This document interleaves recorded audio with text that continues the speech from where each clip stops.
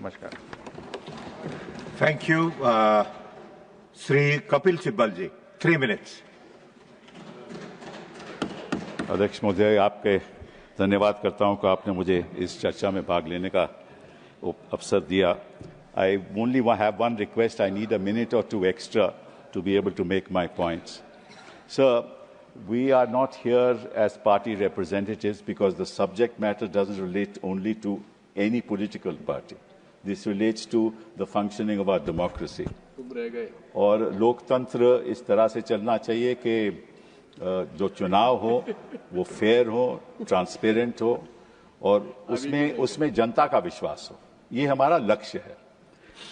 Sir, if you look back on major reforms that have taken place in this country, और मैं इतिहास में थोड़ा जाना चाहूँगा, वक्त कम है, तो पहली बात तो ये है कि आपको मालूम है कि हम हर चुनाव में ये देखते हैं कि मनी पावर का कितना रोल रहता है, पैसे का कितना रोल रहता है।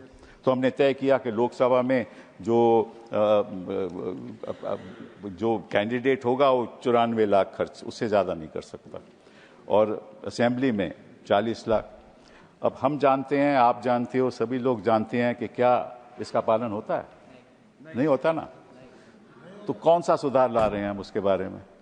और दूसरी बात कि जो पॉलिटिकल पार्टीज हैं उन पे कोई पाबंदी नहीं है, कोई कैपिंग नहीं है।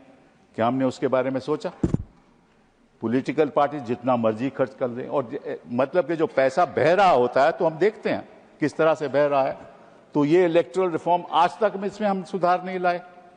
दूसरा, हम बड़ा भारी सुधार जो लाए थे वो 10th शेड्यूल का था। आपको याद है कि आया राम गैर राम की प्रक्रिया चल रही थी और लोग पार्टी बदल के जाते थे दूसरी तरफ। तो हमने सोचा 1985 में कि 10th शेड्यूल लाया जाए, संशोधन किया जाए संविधान में। तो 1985 में 10th शेड्यूल लाया गया। वहां स्प्लिट की बात हुई और मर्जर की बात हुई। आज स्प्लिट कहाँ है?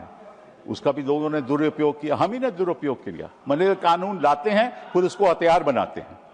ये असलियत है, इस देश की असलियत है। 10th शेड्यूल को क्या हुआ, स्प्लिट को क्या हुआ, हमें उसको रद्द करना पड़ा। फिर केवल मर्जर की बात आई। मर्जर कोई पार्टी, आज की पार्टी कोई मर्जर नहीं करती, स्प्लिट के द्वारा ही सरकारें बदली जाती हैं। तो कहां सुधार हो रहा है? जो भी कानून आता है उसका हम खुद लोग उल्लंघन करते हैं। फिर आपको याद होगा 2017-18 में एक फाइनेंस बिल आया। मेरे दोस्त अरुण जेटली थी, वहीं बैठे थे, और उन्होंने इंट्रोड्यूस किया और उन्होंने कहा जो पुराना जो फाइनेंस बिल के जो संशोधन कर रहे थे कंपनीज एक्ट में, क्या संशोधन था? पहले था कि कोई कंपनी जो 3 साल की उसकी काम नहीं है तो वो कोई कंट्रीब्यूशन नहीं दे सकती। उन्होंने उसको चेंज कर दिया। आप कंपनी आज इनकॉर्पोरेट करो, कल आप कंट्रीब्यूशन दे सकते हो। फिर दूसरा था कि जब तक वो 7.5% प्रॉफिट्स, नेट प्रॉफिट से ज्यादा नहीं कंट्रीब्यूट कर सकती, उसको रद्द कर दिया। अब जितना मर्जी कंट्रीब्यूट कर सके। तो मतलब कि आप सुधार तो लाते हैं लेकिन उसी का दुरुपयोग करते हैं। फिर साथ में ये भी हुआ कि उसका नतीजा ये हुआ कि 6,000 करोड़ एक पार्टी को चले गया। एक ही पार्टी को 6,000 करोड़ मिला। नहीं, एक minute, just I am not saying anything, I am not saying anything sir, I am just trying to, I am not see. So वो क्या हुआ, उसका नतीजा क्या हुआ कि कोई भी पार्टी कितना भी पैसा दे दे, साथ में जब फंड देना पड़ता था तो रेजोल्यूशन होता था बोर्ड का कि किस पार्टी को फंड दे रहे हो, वो भी रद्द कर दिया। सो अभी किसी पार्टी को फंड दो, नाम नहीं, इलेक्टोरल बॉन्ड, वो खत्म हो गया। सुप्रीम कोर्ट ने कह दिया कि यह संवैधानिक था। तो जो मेजर जो सुधार लाए हो उसका तो आप उल्लंघन करते हो।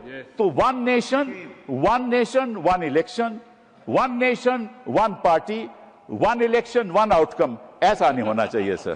बहुत बहुत धन्यवाद। Thank you.